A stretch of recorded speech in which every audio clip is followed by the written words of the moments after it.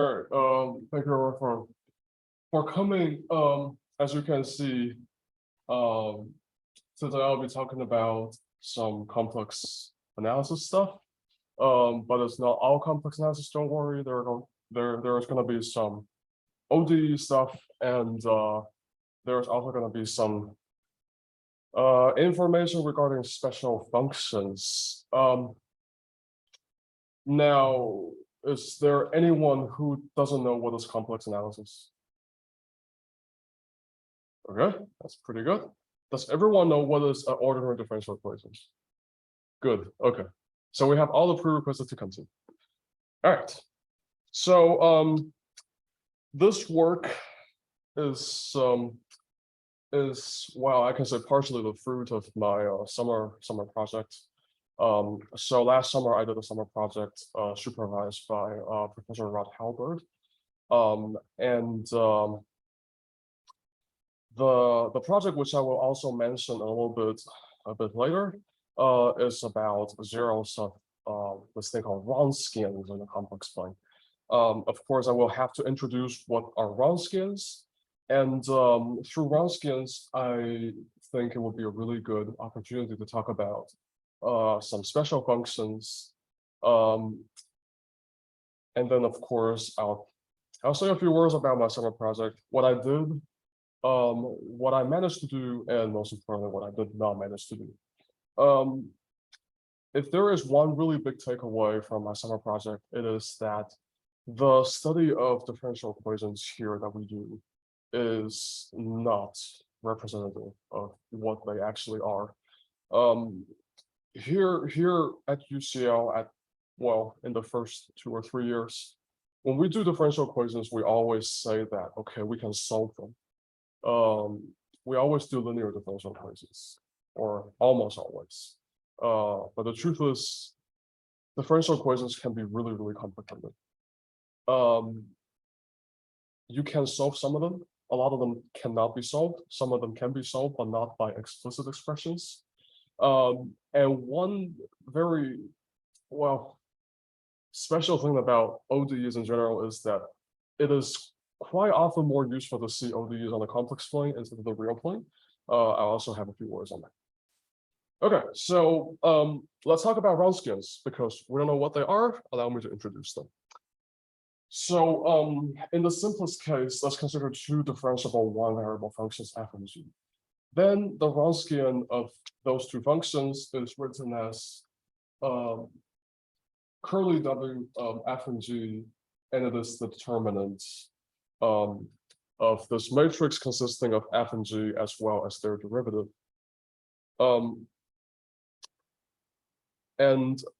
This can be easily generalized to n different functions, which are all n-1 times differentiable.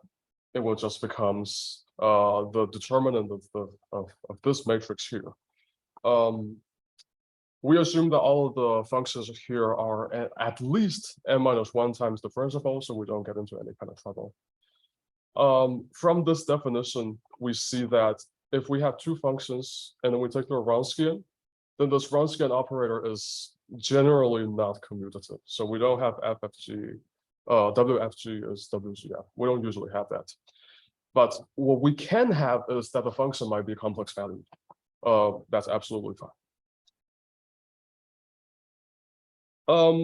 A good question would be, what do the Wronskians do? Well, the Wronskians will help us do things regarding ordinary differential equations. So if we have a finite set of functions such that none of them is a zero function, the functions are linearly dependent. If we can find some constant such that this sum is 0 for all x, but not all the constants are 0. And if not, they're linearly independent. This is exactly analogous to the linear independence of vectors. We can easily generalize this to functions because the set of, in particular, the space of continuous functions is a vector space. So we can actually see them as individual vectors in that sense. Here are just some examples. So if f1 is x and f2 are x, those are clearly linearly dependent because we have this relationship. But on the other hand, if G1 is x and G2 is x squared, they will be linearly independent. And it is now hard to see. Now, let's consider a system of equations and a corresponding matrix in which we take, so from here, when we have A1, F1 plus whatever to AN, Fn is y1, we take all of the F1, F2, and Fn, and we arrange them into this matrix. Now, as we have seen a few slides ago,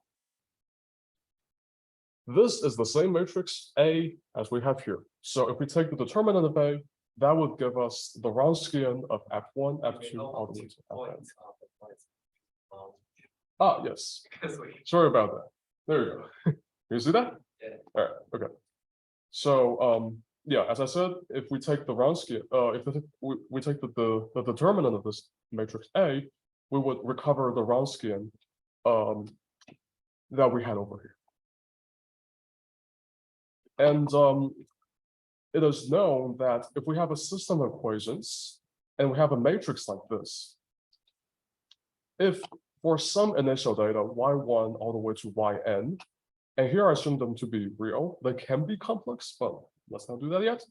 If this matrix A has determinant non-zero, if this is an invertible matrix, then we have a unique set of solutions A1 all the way up to AN, such that this system will be satisfied, right? And if we have an nth order linear ODE in this form, such that all of the PJs are continuous, okay, then it should have exactly n linearly independent solutions. If anyone has taken year 2 real analysis, this is one of the results that we covered. If not, I recommend you have taken that because you will be proving the result. And in our case, the n linearly independent solutions would be just the functions. Okay, so we have the following. So if we have a system of equations that we just solve in that form with all of the functions smooth enough in some open subset, and there are all solutions to this differential equation, then the general solution is this. And this is well, very similar to the methods based on which we can solve linear differential equations of constant coefficients. In our first year, we see that, let's say we have a second order linear differential equation of constant coefficients. Then if we have one solution, we have another solution, we add them up by linearity, this is another solution.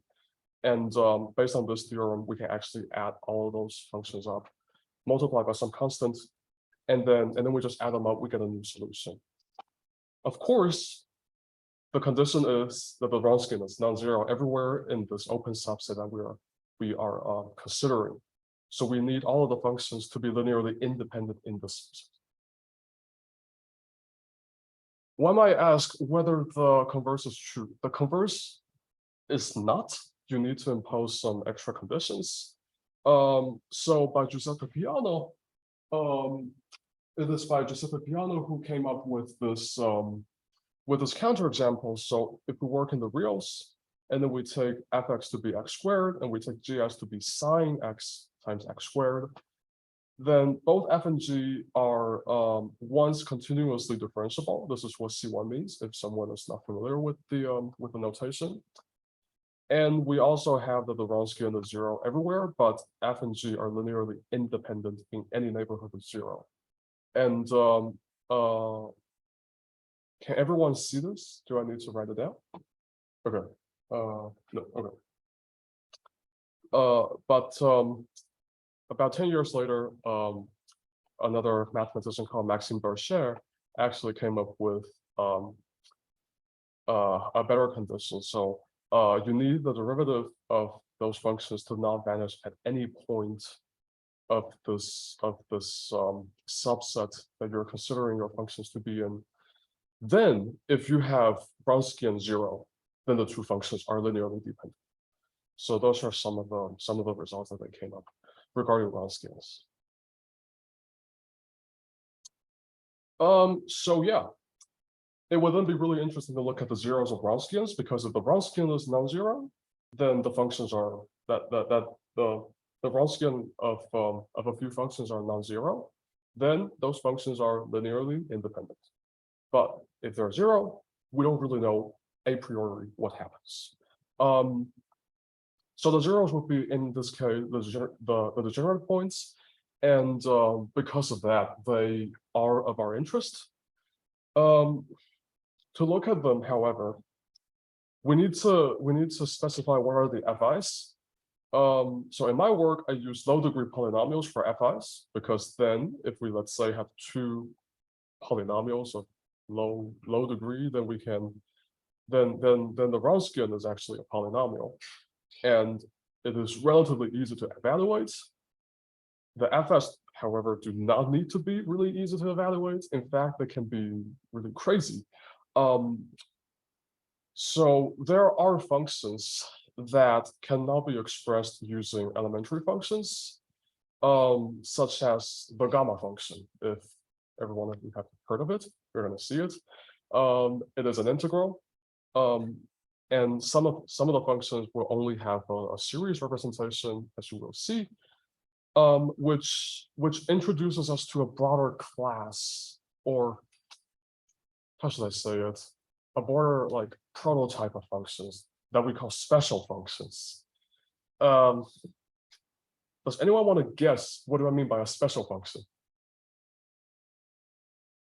Well, kind of like that.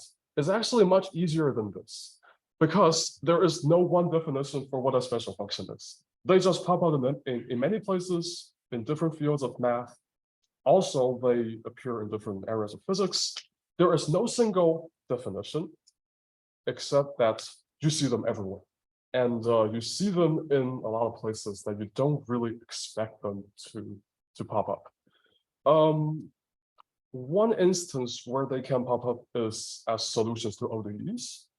And we know that ODEs might have polynomial solutions. We know that ODEs might have trigonometric solutions. They might have exponential solutions. In particular, those are solutions to second order ODEs with constant coefficients. In addition, if we consider this type of ODEs called the Euler ODEs, which take this form, then it will have solutions of a logarithmic function or this kind of power function, or maybe a possible linear combination of above. So those are all special functions. They pop as solutions. There are much more exotic examples, of which the first one and the most famous one is the Riemann zeta function. So as far as I understood, there was a talk last week on the Riemann zeta function, and I don't know anything about the Riemann zeta, but I do know that if you can solve this proposition, you get $1 million. So yeah, there's that. And the Riemann zeta function is not just really important in math, in the studies of prime numbers, in the studies of also the studies of geometry and complex analysis, of course. But there are actually conjectures that the Riemann zeta function is inherently related to quantum mechanics, and that is that I would say is really special. And of course, you have the gamma function, which is itself also a very, very special function. And now here is one reason why would we like to consider zeros of different functions on a complex plane. As we can see that if we have those two classes of ODEs, those are really nice classes of ODEs. Of course, we can also have, let's say, separable ODEs. Those are even nicer. But we can solve them because when you look at the solutions to those ODEs, we can extend them really easily onto the complex plane. So for the trigonometric functions, we just extended, no problem. Polynomials, we just extended, no problem. Exponential, e to the power of x, we can extend it trivially to the complex plane, some of its properties are going to change, but the exponential function on the complex plane is entire, it is everywhere differentiable, it is infinitely many times differentiable, it's a good function. The logarithm function, well, we choose a branch cut, but otherwise it's still really nice. Of course, we are not including like the extended complex plane. We don't do that here because that is where troubles might arise, but we discard that, and all of our solutions on the complex plane are very nice.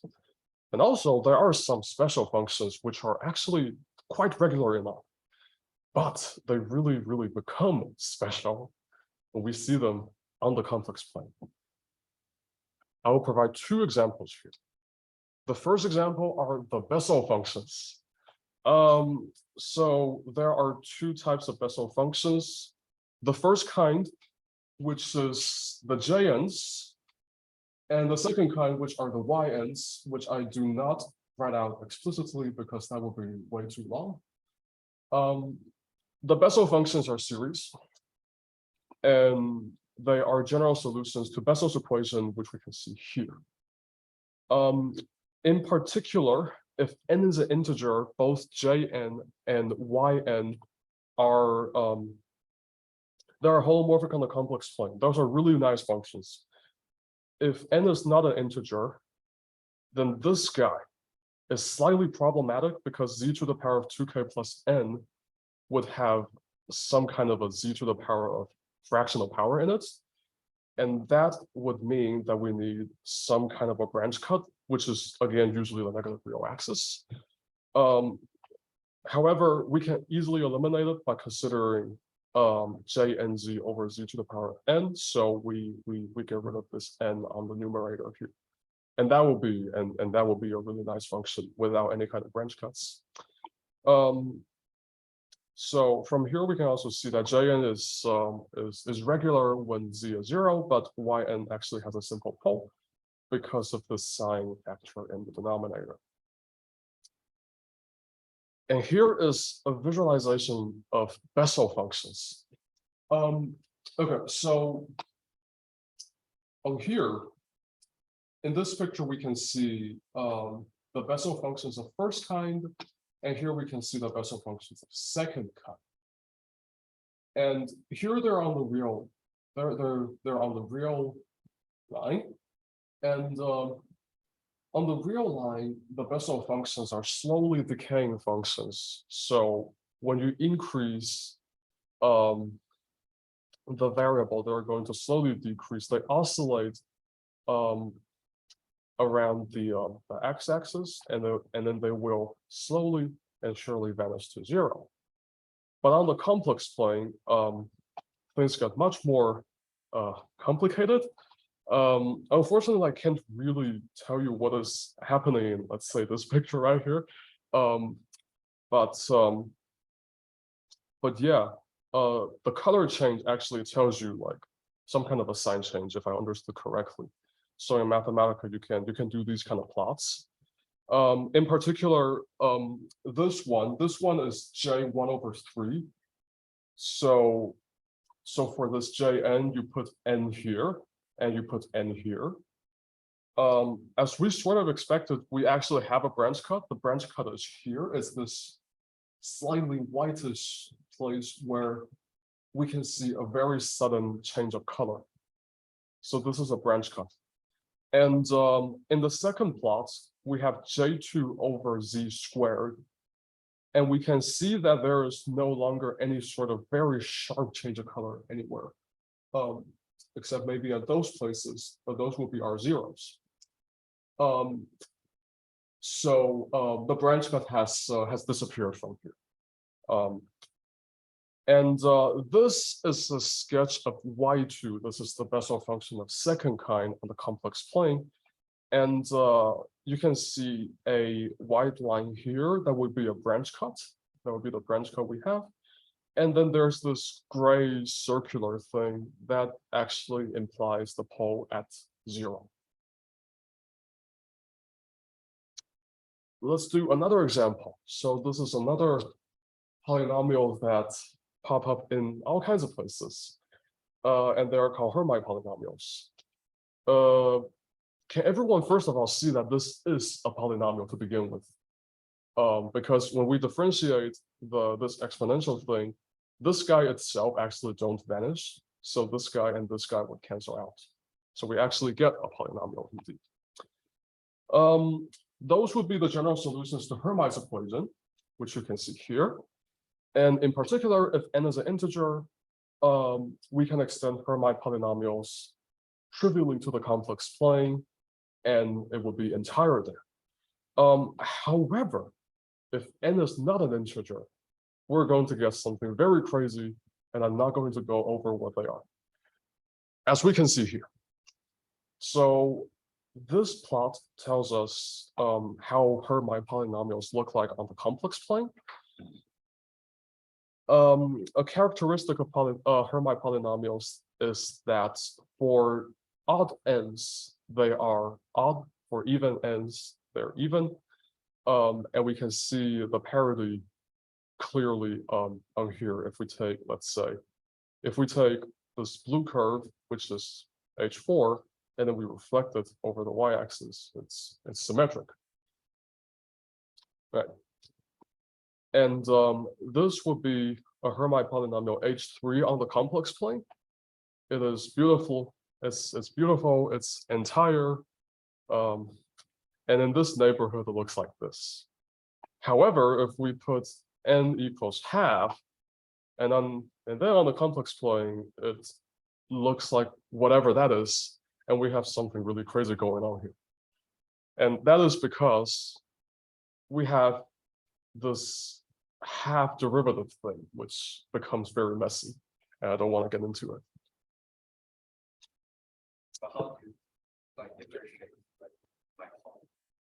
That is a good question. I don't know. Exactly. There is a big subject.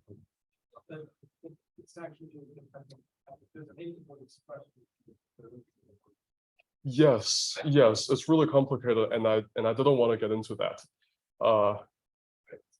So let's look at this beautiful picture instead and spare ourselves from too much extra work. All right. So that would be a really short introduction to special functions. And now let's talk about my work. So a bit of background, I did this work for about 7 or 8 weeks over June and July. And as I said, my supervisor was Professor Rod Halbert. In my work, the goal is to try to find and approximate the zeros of Wronskian consisting of complex polynomials. The way how I did them is not from a number theoretic perspective, but we try to, let's say, it's more of a geometric interpretation, if anything. And the main problem that we're trying to solve here is that if we have two complex polynomials such that their Wronskian is 0, what can we say about the location of their zeros? And why complex polynomials? Well, because the Wronskian is easy to evaluate. And another big advantage of using polynomials is that by the fundamental theorem of calculus, the degree of this Wronskian will actually tell you exactly how many zeros up to multiplicity it is going to have.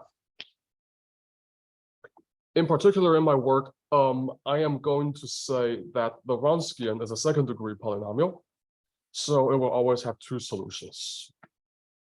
There is a reason that I skipped over degree 0 and degree 1, because if the Wronskian is of degree 0, then the Wronskian is everywhere constant. It's 0 or non-zero, so it's kind of trivial. There's no point in looking at things. And if we have a degree 1 Wronskian, then it has exactly 1, 0, obviously, on a complex plane. So we can choose things like f is some constant, g is quadratic, or f is a linear function, g is another linear function. But we can actually change a and b, or b and c. Those are just arbitrary constants. We can move b and c so that the zero of this Wronskian can be anywhere. And that is, again, not really interesting. And there is one more remark, which is that we assume that f and g are monic complex polynomials, so we won't run into any kind of leading coefficient problems. Yeah. Now, since I said that I wanted the Wronskian to be a degree 2 polynomial, we need to somehow choose f and g. Well, the first one is easy to see. We said that f is 1 and g is a degree 3 polynomial. But then that is just, well, the Wronskian being 0 just means that the derivative of g is 0. I'm just going to write it down. So if we have the Wronskian of f and g, that means fg prime minus g f prime. So f is 1, f prime is 0, so this guy is canceled out. This guy just becomes g prime. So we just studied g prime. Not the most interesting ever. However, there is another case, which is that f is z plus a. Actually, this should be a minus. Apologies. And then g is a quadratic. And in my work, I assume A, B, and C to be distinct. The idea would be that, well, the zeros of this quadratic would depend on those A, B, C parameters. They would be, well, expression in terms of A, B, and C. First, we let them to be real, and then we try to generalize them onto the complex plane. Okay? Yes. Whether they're not distinct?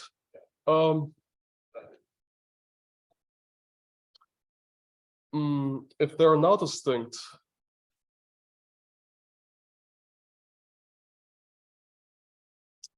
I haven't really thought about them not being distinct. What? Like, does it stop from defining like these content ABC? Same. Well, maybe we just say the numbers like we just somehow we start to just assume that they're distinct and somehow we just take them like that. Maybe Yes. A goes to B and then make it. That's actually exactly what I did. You will see. You will see. It should be a minus a. Yeah, apologies on that. Yeah, it should be a minus. Yeah, in every other slide it's a minus, so don't worry. So interestingly though, this whole thing is a bit asymmetric because we can say that well, my approach of analyzing the situation is that we fix two parameters, we let the third one float around. Okay. In particular, the third can be very close to one of the ones that we fix. There are two options. We can fix A here and then one of B or C. I choose B, or we can fix B and C. Let's see what we're going to get. So if we say that, let me just write it down. So if we say that F is Z minus A and G is Z minus B times G minus C. And everyone see that. Everyone see it? Oh, good, better? Nice. Okay. So if we directly solve for this Wronskian, we're going to see that this equation has two distinct roots, which are Z being this and this. And this partially answers the question of why are A, B, and C distinct? Because if A and B are the same, if A and B are the same, then those two are the same, and those two are the same. So we would have repeated roots. If A is C, then those two would be the same, those two would be the same, so we again have repeated roots. Now, as a member of the audience already said, that it might be really interesting to see what happens if we take the free parameter and then we say that the free parameter gets very close to one of the fixed parameters, or we can also let the free parameter to be really, really large. We're still on the real line. We first begin on the real line, so we can just say we send it to plus or minus infinity. Let's see what we are going to achieve. So this is a result that I obtained in my work, which is that for real A, B, and C, if we fix B and C, and the absolute value of A is greater than the maximum of absolute value of each either B or C, then if we have C greater than B, which is a sign of values, then one of the zeros of the Wronskian is inside this open interval, and the other one is just outside this open interval. And this is a strict result. It cannot be B nor C. And if we have A and B fixed such that A is smaller than B, then if C is greater than A, then one of the zeros of the Wronskian is in this interval, and the other one is in this interval. And here is the challenge. We want to modify A, B, and C to complex numbers. We need to be careful here because this thing is in a square root. So if we're not careful, we're going to run into branch cut problems. But luckily, if we're very careful in our evaluation, and in fact, the branch cut will actually, to some extent, help us. And this is how I would generalize my results. So now we let A, B, C be complex. And given that there is no any kind of branch cut problems, then for fixed B and C, if the modulus of A is greater than the maximum of the modulus of B or C, then one of the zeros of the Wronskian is inside the open disk D at 0 with radius this, and the other zero is outside this disk.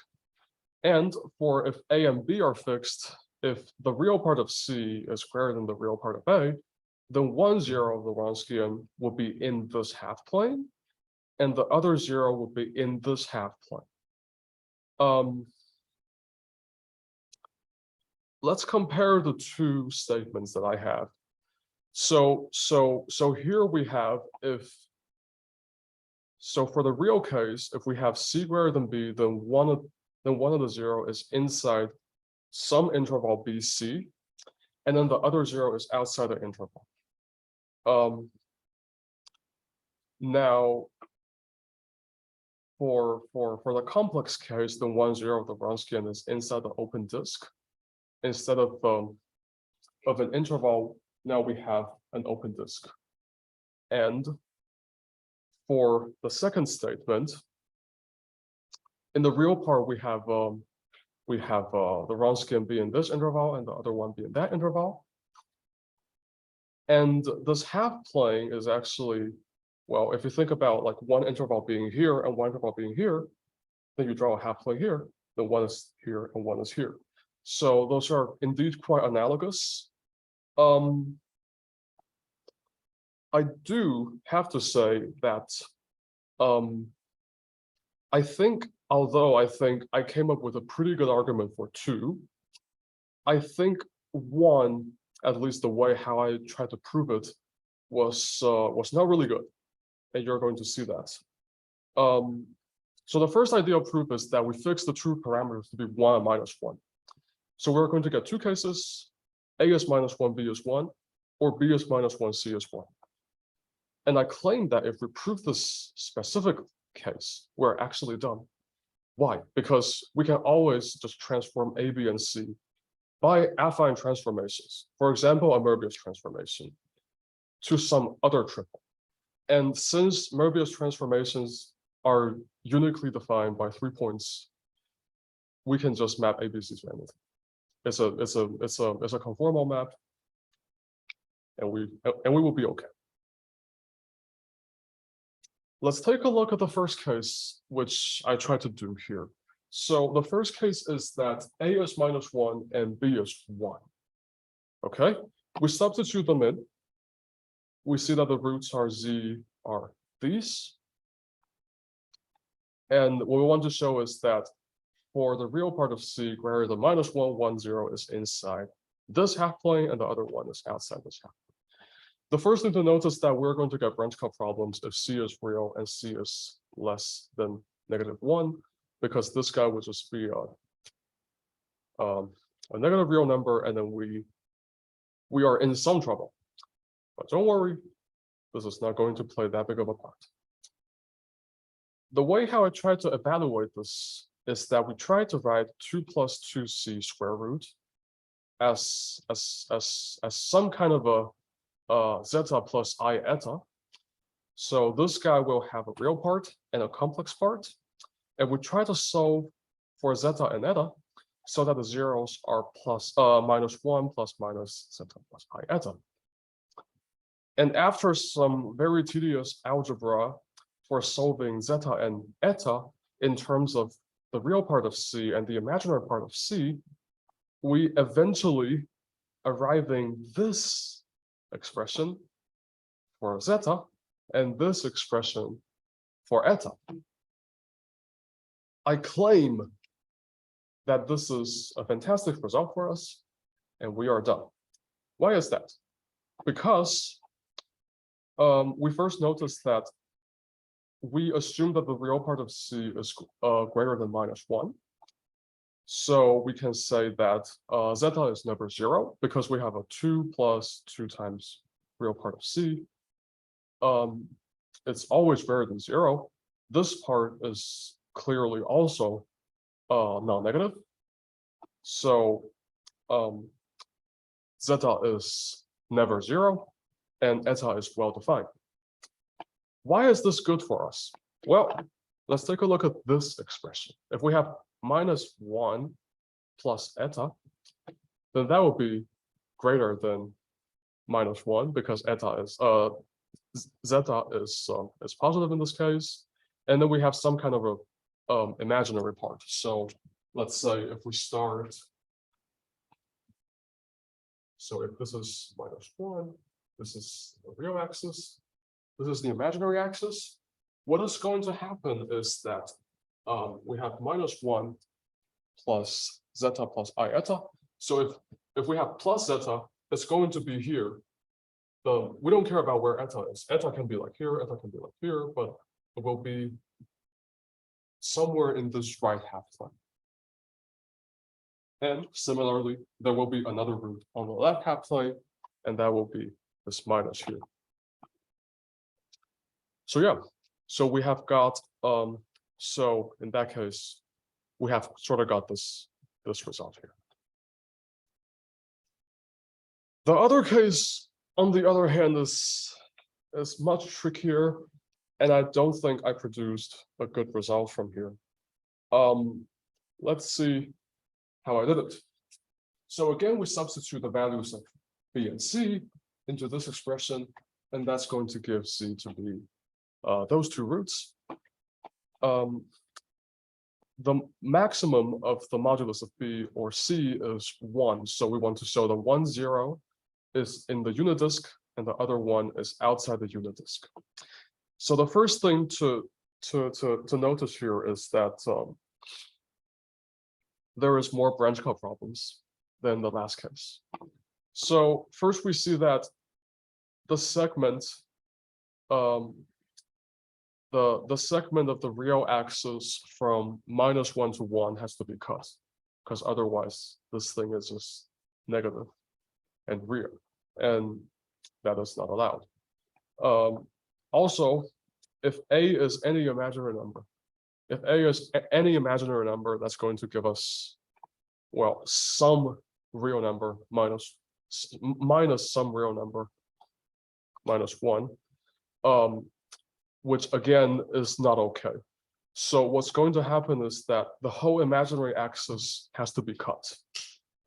You're going to see a few pictures regarding this very shortly, don't worry. And after this, I try to solve again for eta and zeta, as we did in the first case. And this gives, after even more algebra, an expression like this for zeta, and an expression like this for eta. In my work, I was able to show that zeta is non-zero, as I have shown that zeta squared is in fact non-zero. But we have a problem here. If we are to progress as we want to, this A is kind of a problem, because this A can be anything.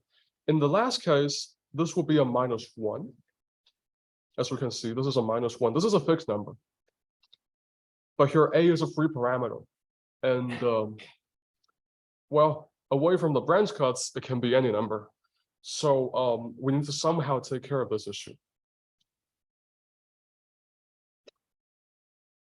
I want to talk about my failed attempt, which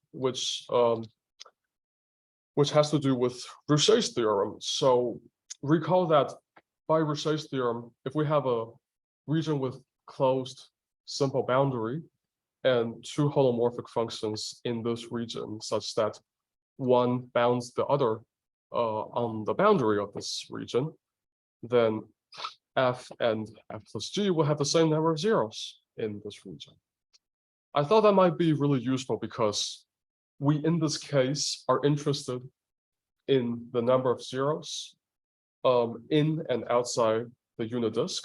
So we can say that we have 1 0 in the unit disk, that in fact solves the whole thing, because by the fundamental theorem of algebra, the other 0 has to be outside the unit disk. However, well, if you try to apply the Rouché's theorem to the Wronskian itself, which in this case will just become z squared minus 2az plus 1 after plugging in b is -1 and c is 1, what I try to do is that I try to separate this guy into two parts, f and g tilde, such that they satisfy the conditions in the theorem. They do if you fix a pointwise, but a can be not pointwise fixed, and we run into a problem because when a becomes really small, one of the f or the g just no longer does the work. So we actually cannot use Rouché's theorem. At least I couldn't make Rouché's theorem work in this way. A slightly more successful attempt is to use the property of branch cuts. And I have drawn a picture in GeoGebra, and we try to analyze visually.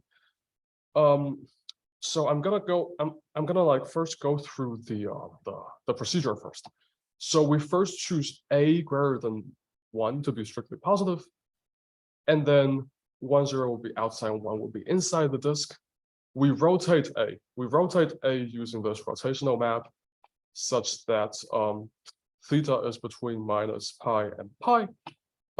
And then using this GeoGebra sketch, we can see that 1 0 is still outside and 1 is still inside of D, and then we can do it for a -1 analogously.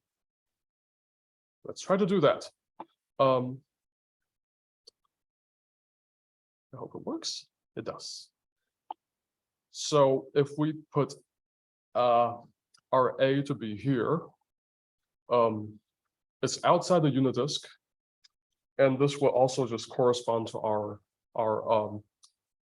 real case, in which 1 0 will be in the interval -1 1, and the other one will be outside the interval -1 1.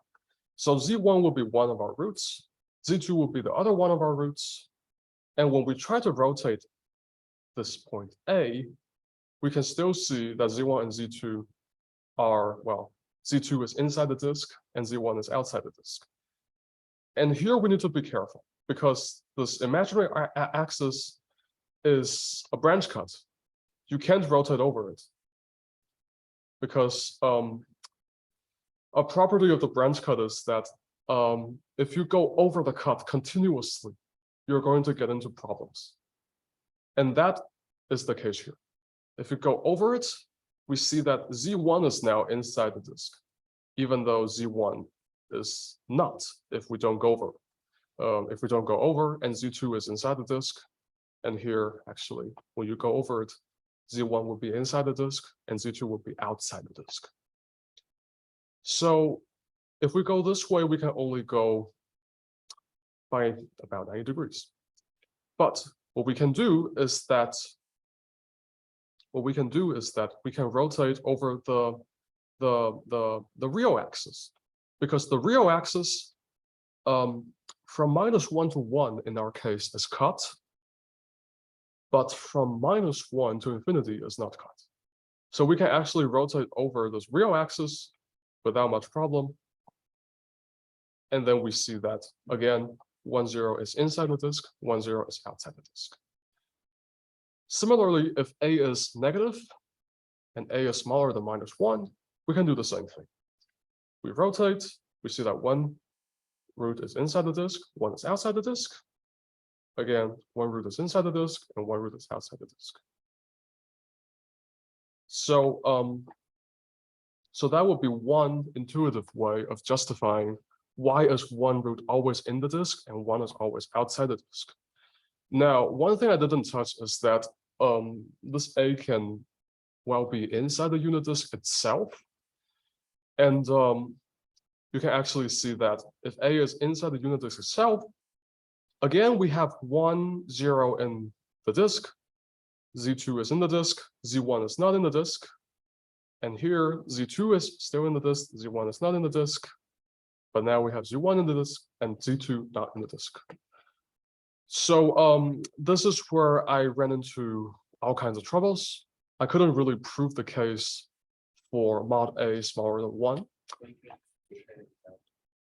I tried Rouchet and I didn't succeed. If anyone is willing to try this and to use Rouchet and succeed, please tell me. That would be very, very appreciated. Because if you have if you have somehow you can like split it to that's where the one and like partition is there. Now that you have a bound for A. Yes. So it might work. It might work. It might work. I'll try that out. I mean, at least you satisfy the condition. It's not Yes. bound. Exactly. Well, let's see, because during the summer I tried to evaluate it and it just didn't work. Maybe after a few months, I have gotten better at math and the thing would work again. Maybe it was too hot. Maybe it was too hot. Too hard to concentrate. But this proof in this form is not rigorous at all. It is illustrative and is incomplete. And since I talked so much about the branch cut problems and well, all kinds of the disk stuff, let's try to see our case 1 and case 2 visually. So this is our case 1. So in the left, we have the graph of -1 plus square root of 2 plus 2z, and on the right we have the graph of -1 minus square root of 2 plus 2z. Notice that I only replaced c by z here. Those are again drawn using Mathematica, as we can see that in this 2D planar graph, in both cases we can see this white line, and then this white line in Mathematica would mean some sort of a discontinuity problem, and in our case it is indeed a branch cut. It is a branch cut, and we don't really have a problem otherwise. And case 2 is going to look rather spectacular. So in Mathematica, if you have really dark colors, that would mean that the value of in this half plane are generally small, and if the color is really light, then that would mean that in this half plane, the values of this function z plus square root of z squared minus 1 are large. And you can see traces of evidence why a unit disk is is the geometry that we're trying to look for here, because if we zoom in around this very small region here, you can see that the colors here around the origin are a bit more colorful than everyone else.